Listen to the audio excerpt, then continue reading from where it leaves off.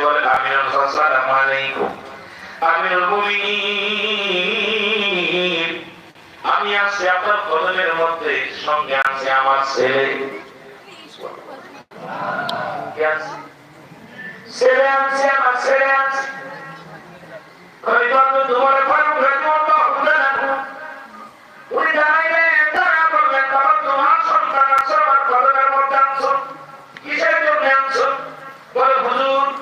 আমার ছেলের বিচার করার জন্য আমি আনছি কিন্তু ছেলে বড় হয়ে গেছে এই ছেলেকে বিচার আমি যদি বিচার করি তাহলে যদি আমি শাসন করি ছেলেটা আমাকে ভুল বুঝতে পারে আর আমার কথা মানে না ভালো মতো শোনে না আজকে অসংখ্য পিতা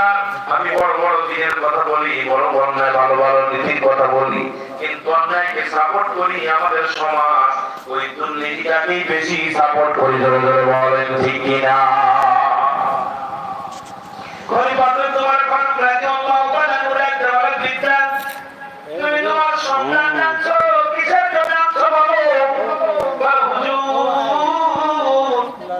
আমার এই সন্তান অন্যায় করেছে বিচারের জন্য আনছে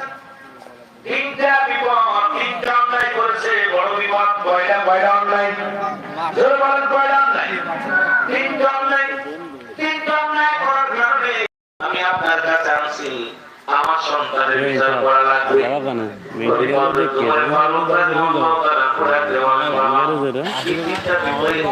করছে বলেন এক নাম্বার অন্যায় এক নাম্বার অপরাধ করেছে আমার ছেলে দুনিয়ার মধ্যে এক নাম্বার অপরাধ হলো সে মদ পান করে মাদক সেবন করে